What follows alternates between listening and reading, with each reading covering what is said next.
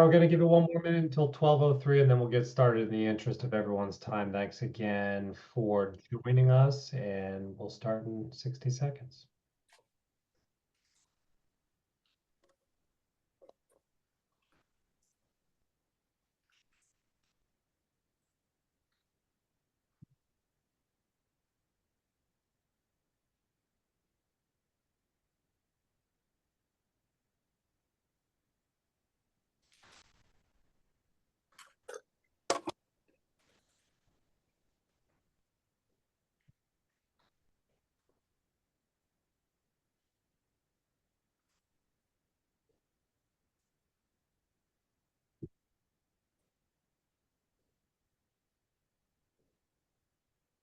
Um, 12.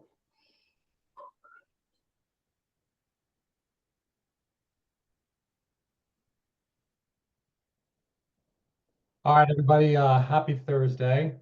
Temperatures have broken the 60-degree range, which I'm sure means many of your employees have wandered outside aimlessly, no longer working and things like this. That's what happens when spring hits. I hope everybody's doing well.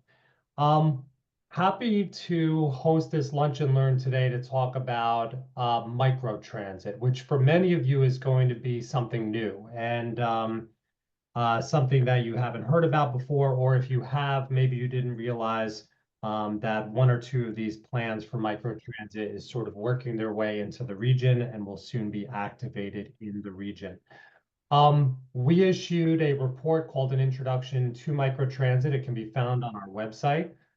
So if you're interested in learning more after today's Lunch and Learn, please feel free to go onto the website or even reach out to Barbara Barosa from Putnam County Planning Department, Commissioner of Planning, who can tell you a little bit more about what she's doing. But thanks for joining us. So the microtransit report that Pattern put out is part of what we call our independent research agenda. About every year, we do about 5 to 10 independent research projects a year on topics that are relevant to the Hudson Valley. Many of them are on housing, some of them are on transportation or demographics or land use issues. But we try to provide the region with some knowledge and some recommendations about things that we think are going to affect the region in some way. And we don't do this without support from folks who give us the time and talent to be able to do this. And in particular, this report, like all of our independent research, is supported by all of our Pattern members. But this one was done with special support from the National Association of Realtors and the Hudson Gateway Association of Realtors. And joining us today is Flora Sadie, president of the Hudson Gateway Association of Realtors, just to kick us off. So Flora, have at it. Thank you, Adam. Good afternoon, everyone. As president of the Hudson Gateway Association of Realtors, or HGAR, I'm proud to welcome you to today's webinar focusing on the microtransit study that HGAR has funded. This study represents our commitment to innovative solutions that enhance community well-being. Since the wheel has been invented, transportation is not just a necessity, it's a catalyst for economic growth and community development. Reliable and flexible transit options like microtransit are essential. They connect people to jobs, education, healthcare, and vital services. These connections improve quality of life and make our communities more inviting and accessible for both current residents and newcomers alike. Transportation plays a critical role in addressing the housing crisis, and we all know there is one. By expanding transit options, we can unlock new housing opportunities, allowing individuals and families to reside in areas that, were unreachable due to transportation barriers.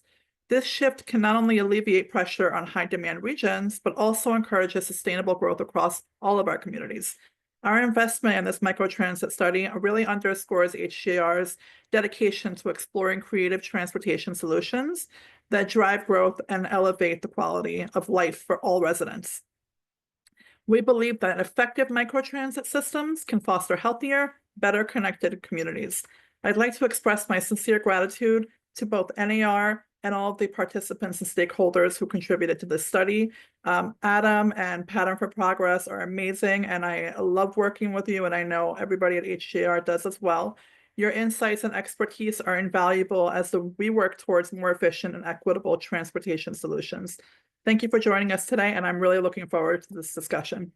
Thanks, Flora. Thanks very much. And thanks to HGAR, not only for sponsoring this research effort, but a lot of the data we put out on housing in one way or another comes through associations of realtors, oftentimes through the Hudson Gateway. So thanks for making those data available to us so we can analyze what's going on in the region and report back to all of you. I appreciate it.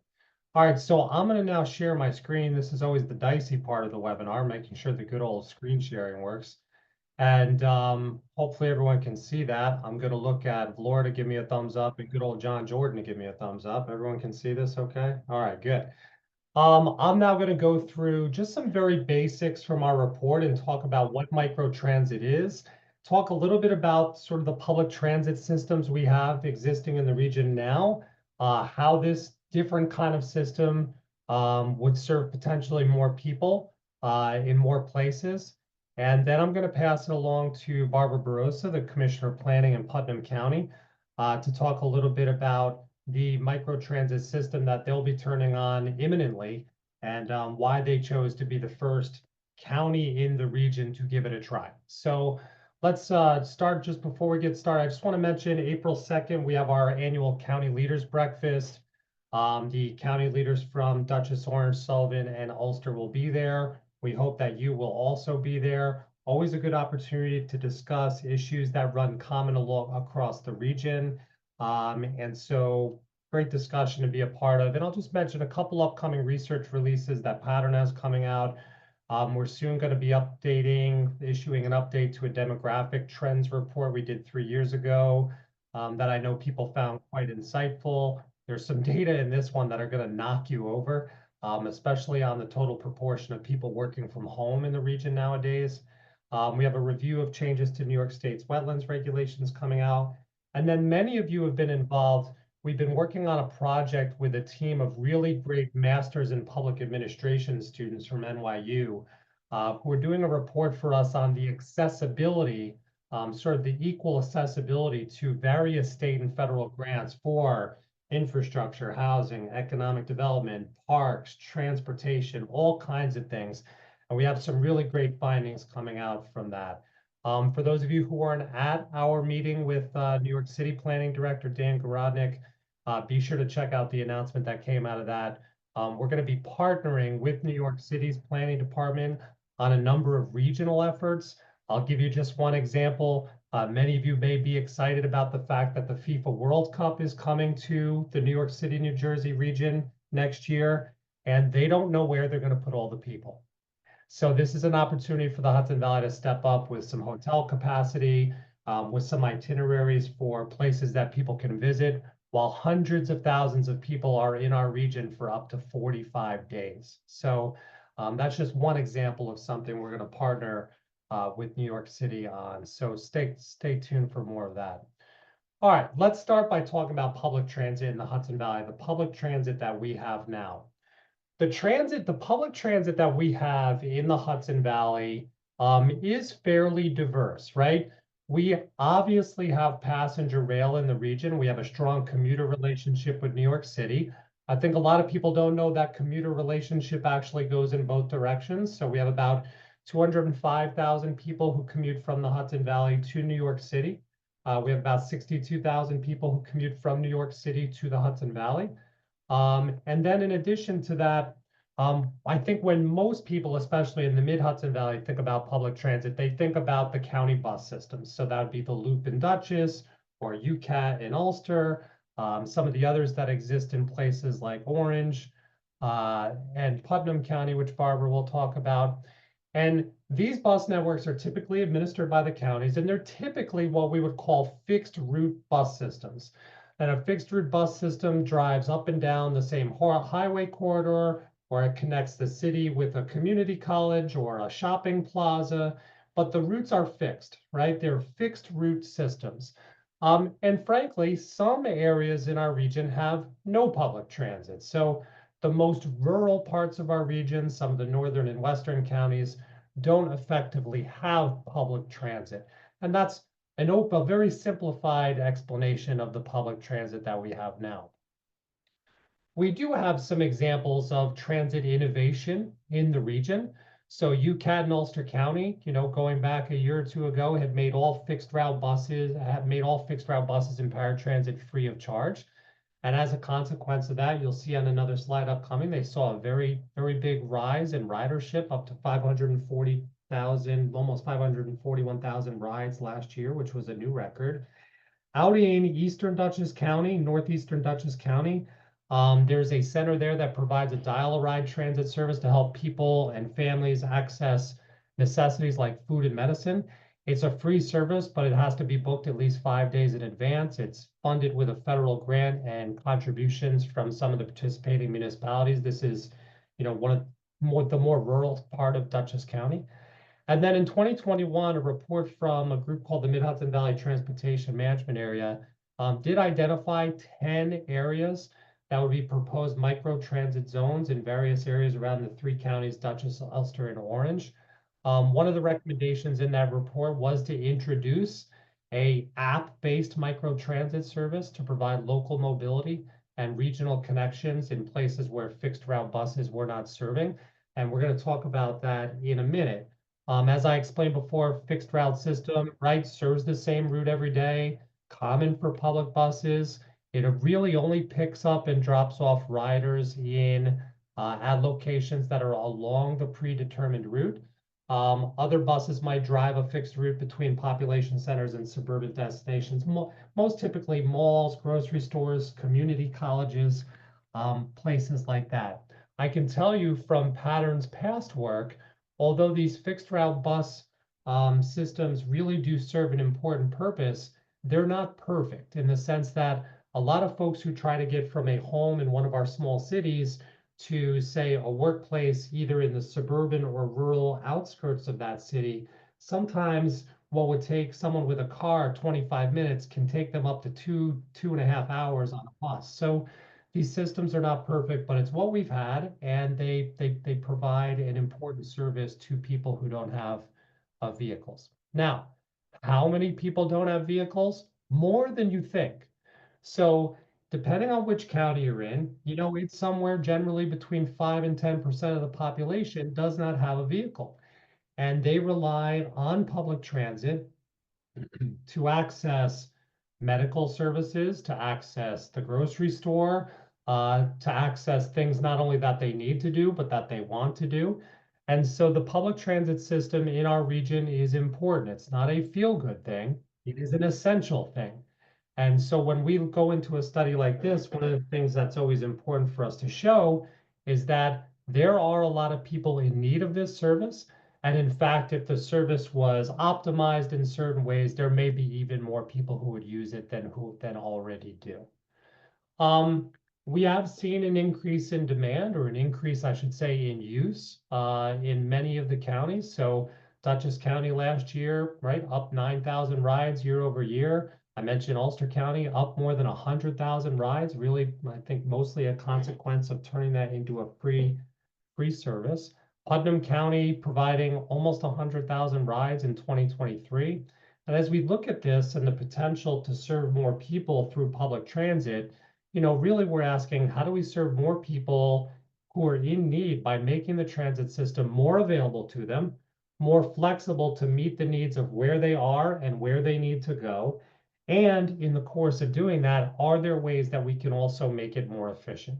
So we think that microtransit has the potential to do all three of those things.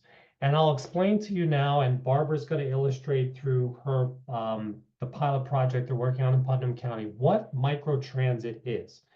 So microtransit is an emerging approach to transit that provides on-demand service to riders.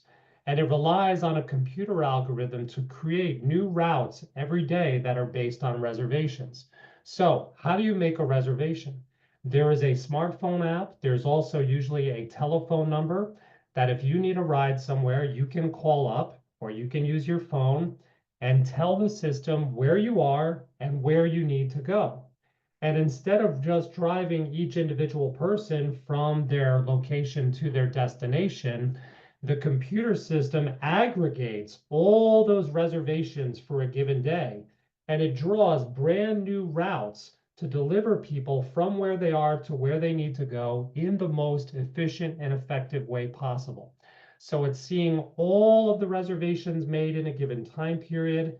It's sort of synthesizing those and drawing the routes based on a set of standards that can be controlled by the transportation provider.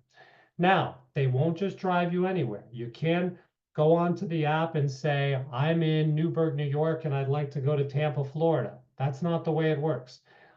There is what's called a geofence. Think of it as like a line on a map or a blob on a map, a defined geography on a map. And you can go from anywhere within that geography to anywhere within that geography. And the provider of the transportation can control where that geofence is located to provide services to and from anywhere within that given service area. Service is often provided by small buses or vans. As I mentioned, riders use an online app or a phone number.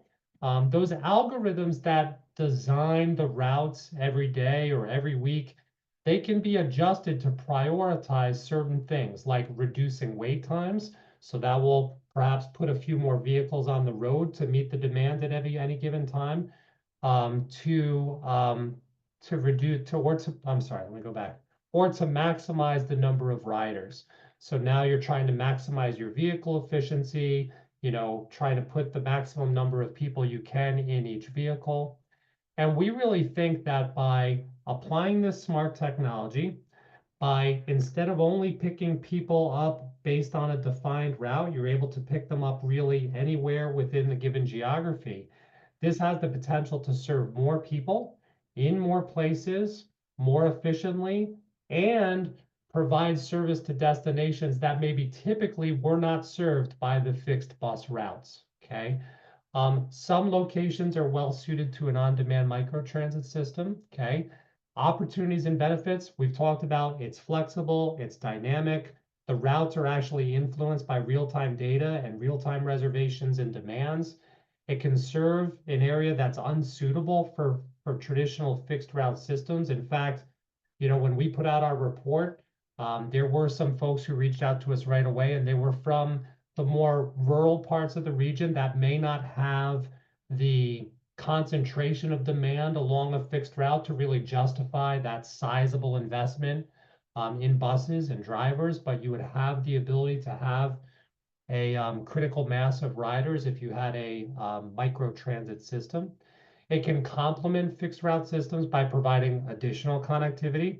It can provide valuable ridership data. These systems are able to collect a lot of data about where people are coming from, where they're going most often, and you can look at trends and shift your transit plans based on those trends.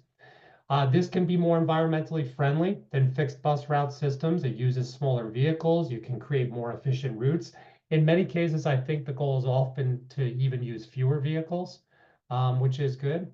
And it can improve accessibility for individuals that have trouble navigating a fixed route system.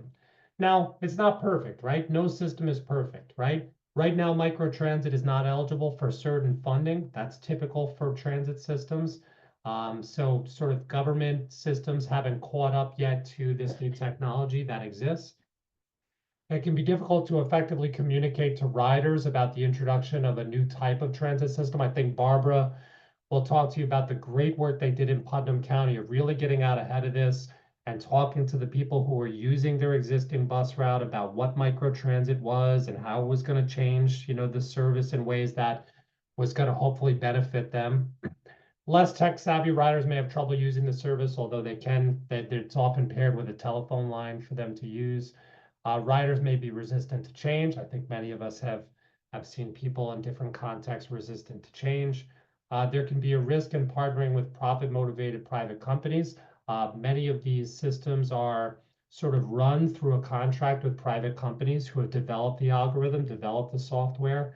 And then drivers employed in the public sector often have union negotiated contracts and wages, right? They're public employees.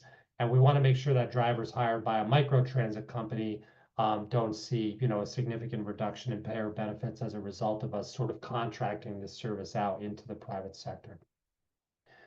The last thing I want to talk about is just some specific context in the Hudson Valley where we think that this could be really, really helpful. Okay.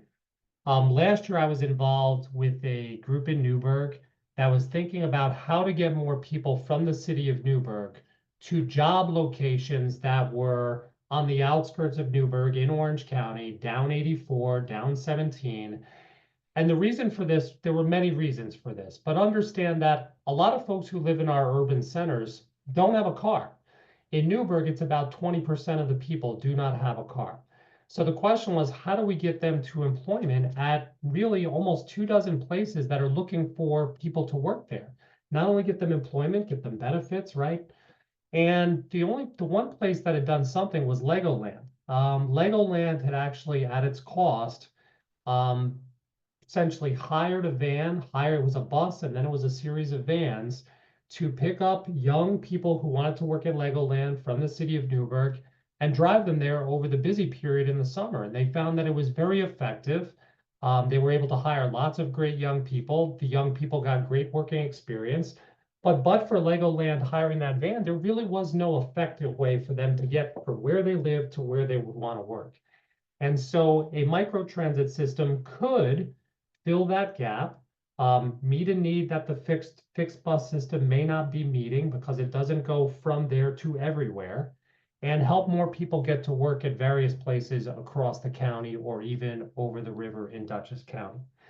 When we did a project in Sullivan County that looked at senior citizens' needs, I can't tell you how many times we heard about the difficulty of seniors who had lost their ability to drive, not being able to get to doctor's appointments, not being able to get to the grocery store. And that's not a problem unique to Sullivan County. As we see more and more people, the baby boomer generation moving up into their late 60s, into their 70s, into their 80s, we're going to see a larger number of people lose their ability to drive, and the ability for the public transit system to step up in a more flexible way to help get them to where they need to go is going to be important. Similar story in Red Hook and Rhinebeck, we did a community needs assessment there and learned that there was an elimination of a bus line that used to bring those folks over to Kingston, where they had access to certain medical services that aren't in the Northern Dutchess Hospital complex. And again, this sort of system, depending on how you draw the geofence and the service area, might allow a relatively inexpensive ride over the Kingston Rhinecliff Bridge to get those folks back in touch with their doctors. Train accessibility. We want people to live in our communities that have trains, but some of that last mile service, getting people again from where they live to the train station, they don't need to own a car for that, but it may be just too far out of reach for them to walk there on their own. So thinking about microtransit in that context is important. And then, as many of you are aware, because you were on a webinar like this at one point last year, we put out a report called When Hotels Become Home. And this report chronicled the growing number of homeless folks in the region, but especially the growing number of homeless folks who are gainfully employed and who are living in hotels.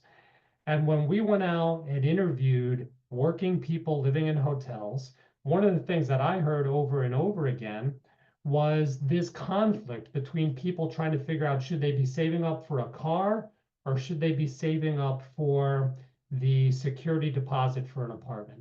And what many of these people told me is they decided that they were going to prioritize saving up for a car, because without the car, they didn't think they would necessarily be able to get to their job. They worried about being able to get to DSS for their check-ins with DSS, and they worried about their ability to get to other places that weren't served by the bus system. And so if you have microtransit in place, it could eliminate or mitigate that concern by folks who are dealing with this difficult time in their lives, trying to plot a path back to financial independence and trying to do the right thing, but having this sort of internal struggle, this financial struggle about wanting to go find an apartment, but also not wanting to get an apartment at the expense of their mobility to get to work in other places. So there's a lot of really good use cases for microtransit across the Hudson Valley in different contexts. That's all I have to share for now. I want to get over to Barbara, Commissioner of Planning for Putnam County. Want to thank HGAR, National Association of Realtors. My contact information is up here. I mean, you guys know by now, I make myself and the team makes ourselves easy to find. And I am going to put up on the screen now some information from Barbara. And Barbara, we've got, let me see here, we've got about 15 minutes. So I'll share your slides, and when you say next, I will move them. Thank you. Thank you. So we started this process, I want to say about 2 years ago, looking into, actually, you can advance the slide. Thanks, Adam. Looking at our one of our fixed routes. We currently operate 4 fixed routes. They have the associated paratransit. One of our routes has been underperforming for many years. The route is called Part 3. It serves the town of Patterson. It also does basically a loop through parts of Carmel and Southeast as well. This route is actually considered our rural route and receives Section 5311 funding for it. The ridership is approximately under 6,000 riders a year on average. Yes, thank you. So the cost for us for per rider, as you can see here in 2023, was over $46 a rider. So we were looking at different ways to improve this, as well as improve the rider experience. We actually, the previous commissioner went to a conference at NAFTA and saw Microtransit and thought it would be a great solution for us. So we embarked on an RFP. We originally looked to obtain software in order to operate this, in order to replace the route, which is the blue line, if you can see that on the screen. So we went out to RFP. We ended up selecting VIA, which is a very large national company. They operate over 700 similar services around the country. We ended up going with a turnkey solution. So for us, VIA is going to operate the system fully for us. They are hiring the drivers, and doing full operations for us.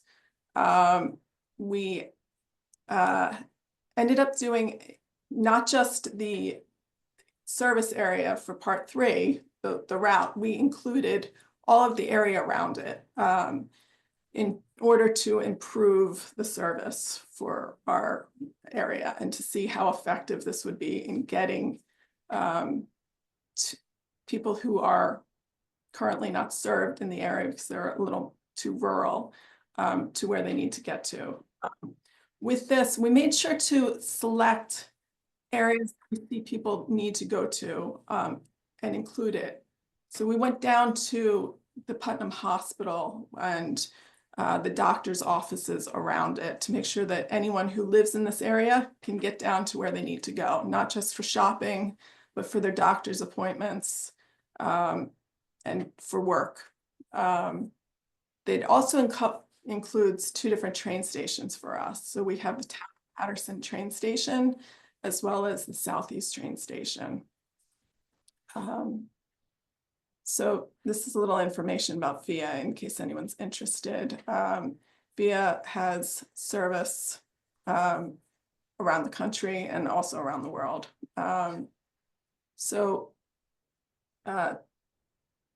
In case you're interested how it works, for us, we ended up going with door-to-door service. You can choose selecting virtual bus stops depending on where you know the region is. So you could have people walk to a selected bus stop if it's a more city environment, or for us, since we're so rural, we're just having it door to door.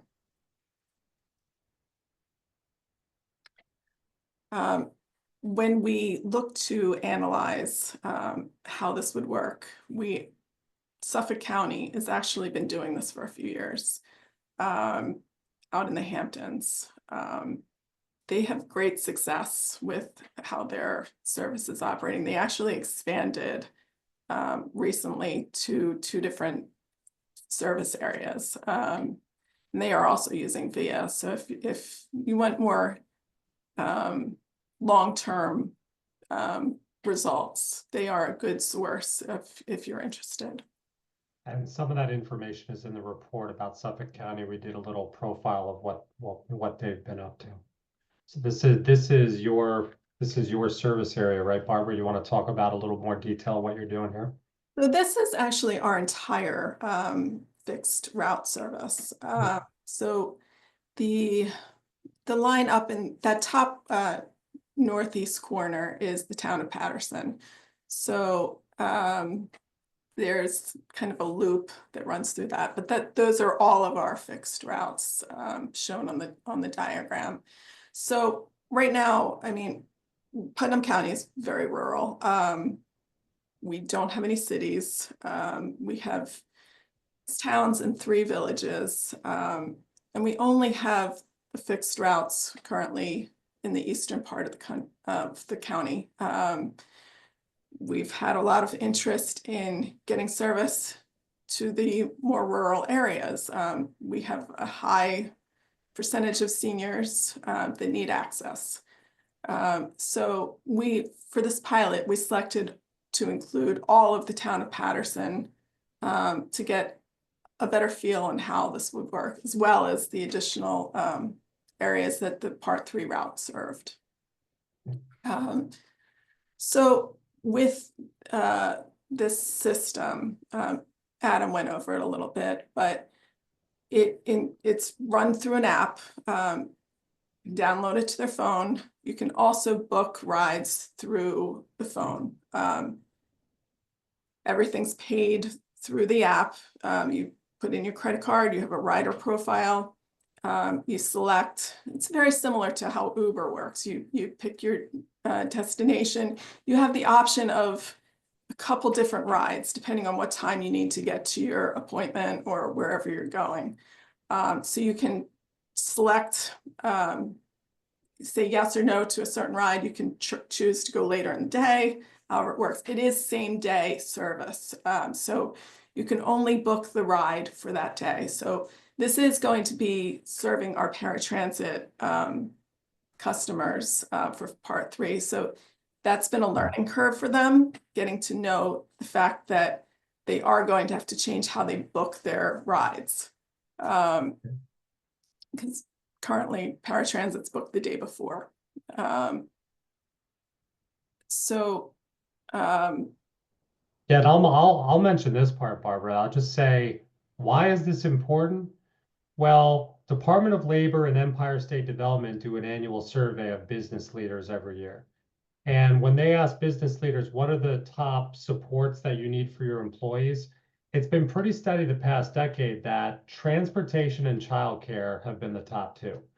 And so make no mistake, transportation is not only a need we can measure through data of various types, but our businesses here in the Hudson Valley are saying that if they want to hire and retain employees increasingly, they need access to better, more flexible transportation. I think this is what this speaks to really, Barbara, right?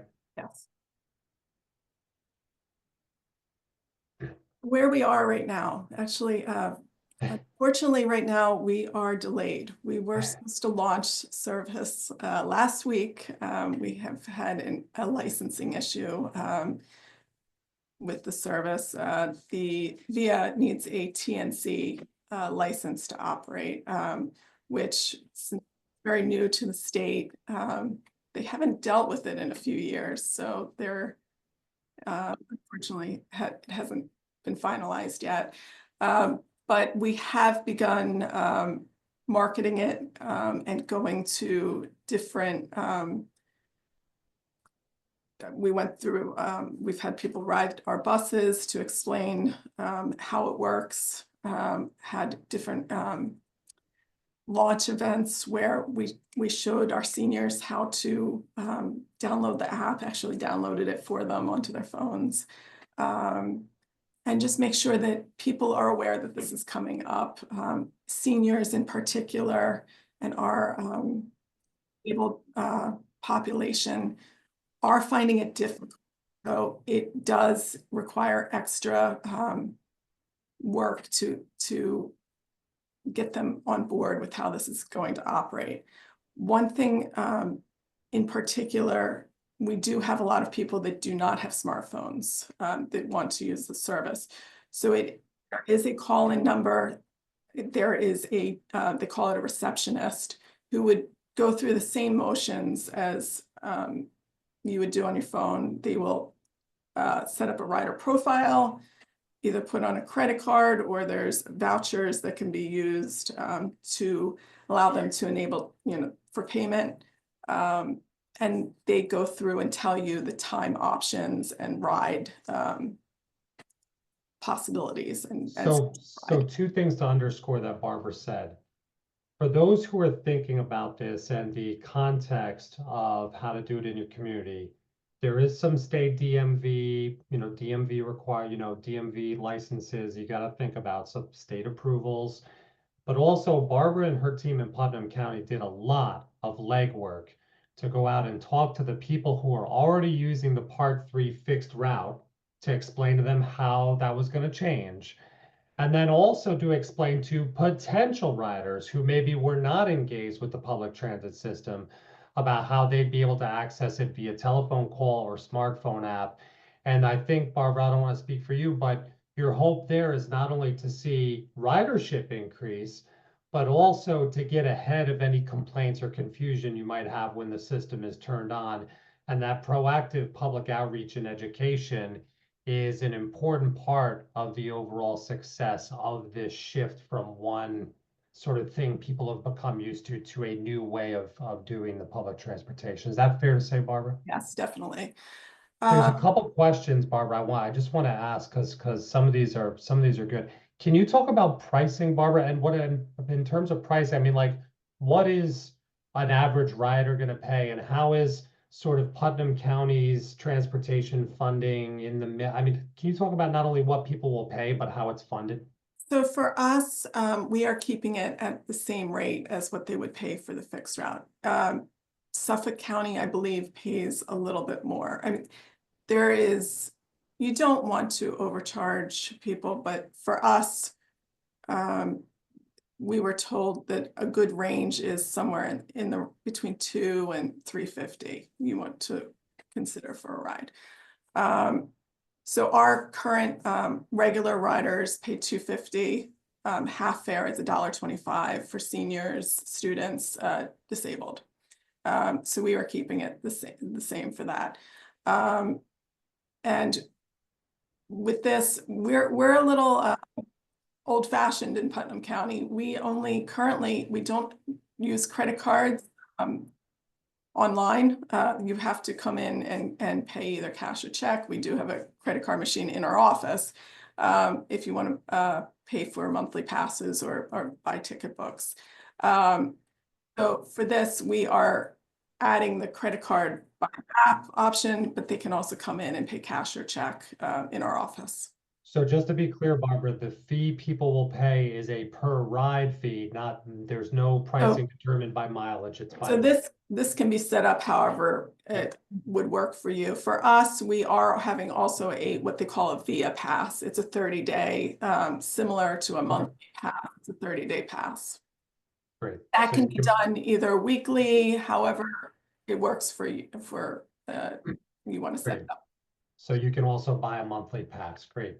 So that was a question from Kurt Schultzberg. Next question from Rebecca is asking me if I can repeat the data point on business owners' top 2 needs. So there's a great survey that ESD and Department of Labor put out every year. It's a survey of business owners and people who are looking for work, job seekers and employers.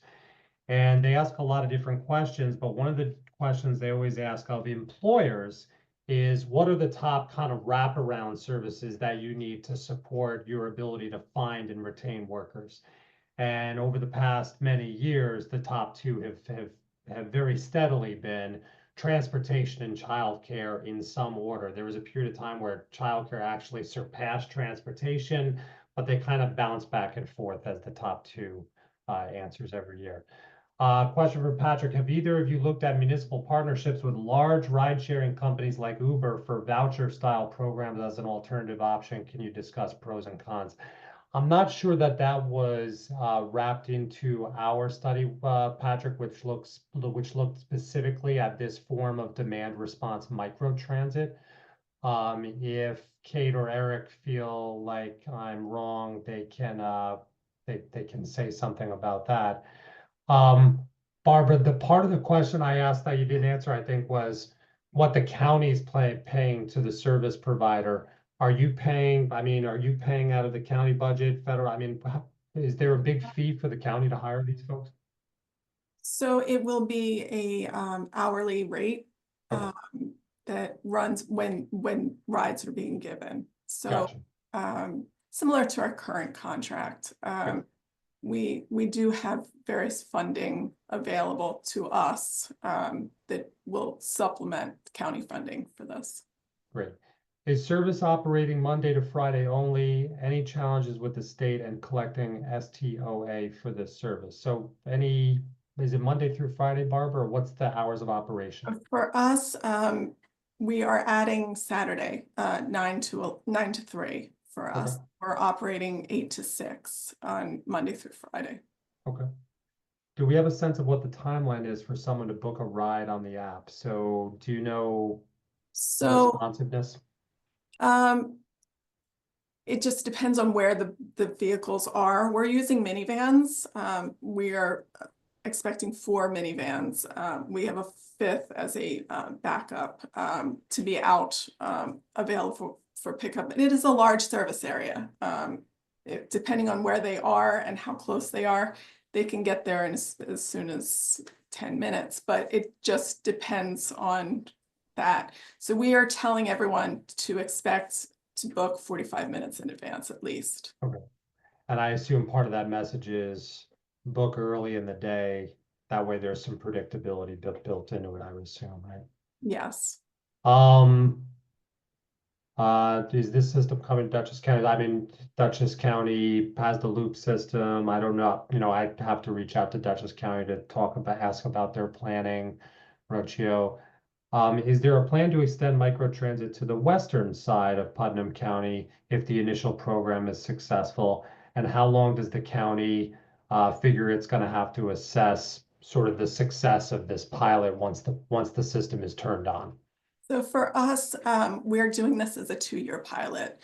Our current contract with our transportation company expires in April of 2027. So we're going to analyze up to that point and then look to see where we can expand to and change even our current fixed route. Barbara, Joseph Donovan is asking about metrics of success. So, and I think we talked about this in the study, but do you have a metric of success in your mind? Is it reducing the cost of ridership? Is it increasing ridership? What will make success for you and tell you this went well? For us, it's increasing ridership while lowering costs. Okay, increasing, right? Yeah, and I think we'd even said you had very low ridership on that line. It was roughly half the next lowest one or something like that. So maybe the goal was to see ridership come in line with the other service areas, right? I think we had talked about that at one point. Yes. Right now we have about 6,000 people riding for the year on our Part 3 system. We're at about 12 to 14 for the rest. And this route used 10 plus years ago used to have much higher ridership. So we're hoping to increase it. Great. Karen's asking, how can we get a microtransit system from Red Hook to Kingston and back? I mean, that's a discussion to have with those counties. I think it's also a discussion to have. One of the counties had a bus, Karen, that ran from the one side to the other, reestablishing that, or a microtransit system. I mean, that's a good question for the folks who plan transit in those two counties, but certainly, I mean, it's not something Barbara or I could answer. After the routes are determined by the algorithm, are people notified through the app when their exact pickup time will be? So Sarah's asking, again, I hate to compare this to Uber too much, but how Uber will tell you, hey, your car will be there in 5 minutes. Does it do something similar, Barbara? Actually, it's very similar to Uber. If you have the app, it gives you, and you have to allow notifications, but it tells you, you can go in and say, where's my driver? You can see actually where the vehicle is at arrival times. You can send texts back and forth to say, you know, where, if you change where you are, like I'm out by the street, or, you know, it's very interactive. Great. Nohan is asking, is there work opportunities with Microtransit? I think Barbara Villa was hiring, was Yes. doing hiring of drivers, right? They're actually still looking. So if you're interested, I believe it's if you do a search via Putnam On Demand. You'll find it. And he also, Nohan also asked, what kind of outreach are you doing? People can be aware of these. So we talked about that, but he's talking specifically about minority communities or non-English speakers. I saw in the one slide, there is a sort of a bilingual aspect to the reservation system. I mean, anything else to say about outreach to different communities? We're putting out our notices in Spanish as well. And that's for us, the only large enough population to require that. And the reservation and all of our notices, everything links with that. You can download the app in Spanish, and the reservationists are supposed to be able to have translators, or, you know, Spanish-speaking people. Yeah, Nohan, I see your follow-up question, and Barbara's answer was that the flyers, the education flyers, were in multiple languages. Barbara, could you speak to the requirements any requirements imposed by New York State DOT with regard to the service? Were the vehicles subject to DOT inspection? I assume that the company you hired on contract is taking care of all that sort of stuff, right? Actually, I'm not even sure. They are handling that start to finish. We have not had very much involvement in that. Great. That's So Claire, put a pin in that one. We'll ask the VIA people. We can get back to you. By the way, VIA is only one of many services that do this across the country and across the world. I don't want this to be a commercial for them. There are other companies that do this kind of work, so keep that in mind. They're just the example of the company that's doing it for the first place in our region. So. And there is the other option, which I mentioned earlier. We originally planned to do this as just acquiring the software. Yeah.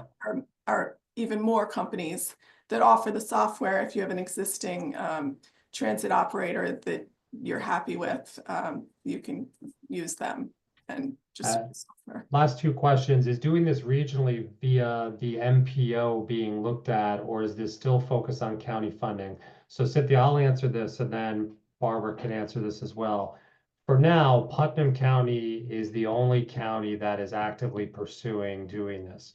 Ulster County last week announced something something similar, where they're going to do demand response buses. I think it was in Kingston, New Paltz, and Ellenville. But that's different than what Putnam is doing through this microtransit, but in the same vein, right?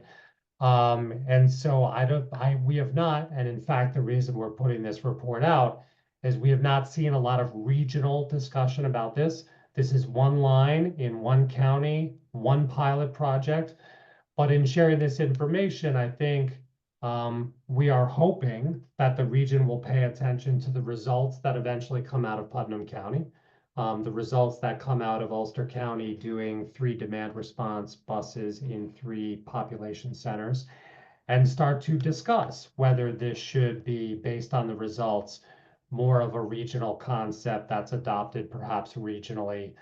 Because as I have said to Barbara, there may be people in that part of her county who want to get to the train station on the west side, or in Dutchess, there may be people from there who want to get to some other, so there is a regional flair to this that I think is going to take some time and experience to develop, right, Barbara? And along that point, we are already getting different people who are just outside of the service area that are very unhappy, unfortunately, that they're not included.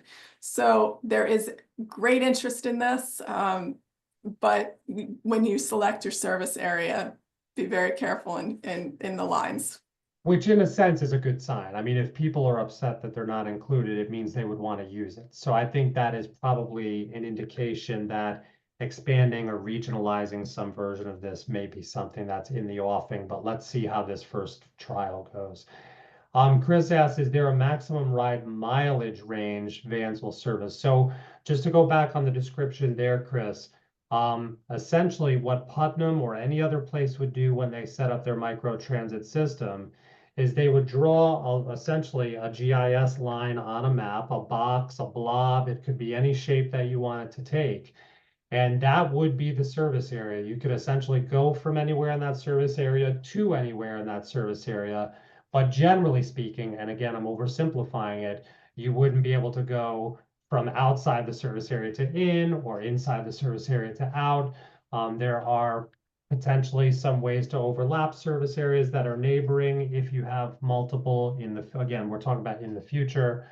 But that's sort of the delimiting factor on the range ride distance is you have to be within the geographically defined service area for the microtransit system. You bet. So And then how does this, I'm sorry, Barbara, go ahead. So for us, how we set it up is the microtransit zone is also able to transfer into our fixed routes. We have a transfer point, and we're offering it currently for free. Yep. And then Eric's asking again, I'm not sure I have an answer to this, Eric, and we can go back and ask, but how does this model compare to potential partnership with a private ride sharing company like Uber for a voucher style program, pros and cons? I just honestly don't know, Eric. It's a little bit analogous, other than they may not have the software that delimits. Barbara, do you know on this? I mean, this is something we can look into. We actually looked into it as a overflow option for local taxi services to get pickup service. The only issue with that is it typically is either they have to have the same software, because the drivers have a software package, and that's what they use to schedule the rides, because it's constantly changing. They could be told mid-route to add in another stop. So they would either need to have the software, or it would be an individual ride, which is much more expensive. Yep. All right, so no more questions okay, this is fascinating. Oh, good. People are just saying this is fascinating. Good. Well, we're happy we provide you with some information to tickle your brain, get you thinking. This is going to be interesting. There is a lot happening in the evolution of public transit in the region. I think every county or a lot of the counties are doing things that are new and different to try to make the service more accessible to more people in more places. We will continue to follow up on this, and we will even, consider inviting Barbara back once she has, let's say, Barbara, let's have a few months of data under your belt before you come back, and she can come tell us how it's going, and we can report back to the region, not on what she's gonna do, but how it's going once it happens. So stay tuned. We'll make sure we report back to everyone on this. And thanks for joining us. I want to say thanks again to Hudson Gateway Association Realtors, National Association Realtors. We will be out across the region sharing this with specific counties, specific, MPOs, other places where we want to reach more folks and just expose them to the idea that this even exists as an option, so they can put it in their planning toolkit of how they want to provide public transit to the folks they're serving and to their neighbors. Okay. All right. It's 12:56. We're letting you out 4 minutes early. I hope everyone has a great rest of the week, has a great weekend, and we'll be seeing you all soon. Thanks, everybody. Thanks, Barbara.